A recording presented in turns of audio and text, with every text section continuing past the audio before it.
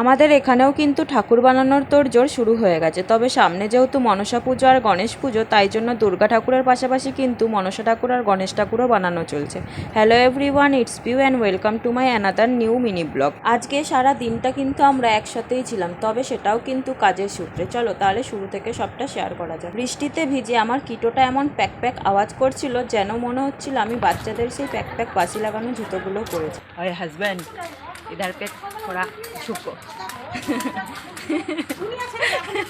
আজ যেহেতু তার ছুটি ছিল, তাই সকাল সকাল বেরিয়ে পড়েছিলাম বাজার করতে। বাজার থেকে ফেরার পথেই দেখা হয়ে যায় দিদুর সাথে। আর দিদুর তো আমাদের দুজনকে একসাথে দেখলেই মনে হয় দোকানের কথা মনে পড়ে যায়। তবে আজ দিদুকে আগেই বলে দিয়েছিলাম, যেহেতু ওর শরীরটা খুব একটা ভালো ছিল না, তাই যেন সাইকেলে আনা যায় এমন কিছু মালই আনতে বলে। তবে সেটাও কিন্তু কম খাটনির হয় না। এক দোকান থেকে সদাই এনে আরও একটা দোকানে আমাদের যাওয়ার কথা ছিল, কিন্তু এত জোরে বৃষ্টি নেমে গেছে যে আর যাওয়া সম্ভব নয়। তাই ভাবলাম ওখানে না হয় বিকেলেই যাব। এমনিতে তো রোজ বিকেল থেকে বৃষ্টি শুরু হচ্ছে, আর আজকে দেখো সকাল থেকেই বৃষ্টি শুরু হয়ে গেছে। যাই হোক, স্নান করে উঠেছি, এর মধ্যে কিন্তু মেসো থেকে আমার একটা পার্সেল চলে আসে, যার মধ্যে কিন্তু আমার দুটো শাড়ি ছিল। তবে শাড়িগুলো কিন্তু আমার নয়, এগুলো কিন্তু সমস্তটাই মায়ের। তো দুটো শাড়ি তোমাদের পুরোপুরি খুলে দেখাচ্ছি। ব্ল্যাকটা কিন্তু আমি প্রি ওয়েডিংয়ে পরবো, তাই মাকে বলেছি ওটা তুমি প্রথমে পরবা না, আগে আমি প্রি ওয়েডিংয়ে শ্যুট করে নেব, তারপর থেকে তুমি পরবা। আর এই শাড়িটার ব্লাউজ পিসটা তোমাদের দেখিয়ে দিই, এরকম ছিল।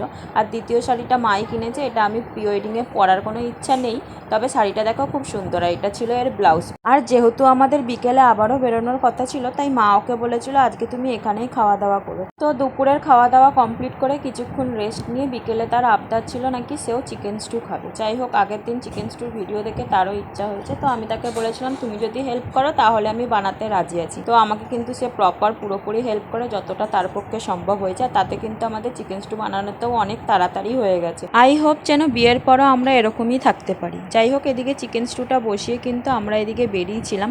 আর এই ভিডিওটা তোমরা যে দেখতে পাচ্ছ, এটা শ্যুট করেছিলাম আমি রাখি পূর্ণিমার আগের দিন, মানে 8ই আগস্টের ভিডিও ছিল এটা। আর ওই দিনই কিন্তু আমরা দিদু বাড়ির দোকানের খাবার আনার সূত্রেই মিয়োমোড়ে গেছিলাম। তো বাড়ি থেকে বেরিয়ে সবার প্রথমে কিন্তু আমরা মিয়োমোড়ে যাই, দেন তারপর সেখান থেকে আমরা খাবারের দোকানে যাই। আর এখানেই না বাড়িতে ফেরার পথে হঠাৎ করে ওর শরীরটা খারাপ হয়ে যায়। আমার তো ভীষণ টেনশন হচ্ছিল। যাই হোক, ঠিকঠাক বাড়িতে ফিরে এদিকে দেখি বোন পম্ভুতুর জন্য রাখি বানাচ্ছিল। আর গরম গরম চিকেন স্টু খেয়ে রাতে ডিনার করে তার বাড়ি ফেরার সাথে আমাদের মিনি ব্লগ এখানেই সমাপ্ত। টাটা।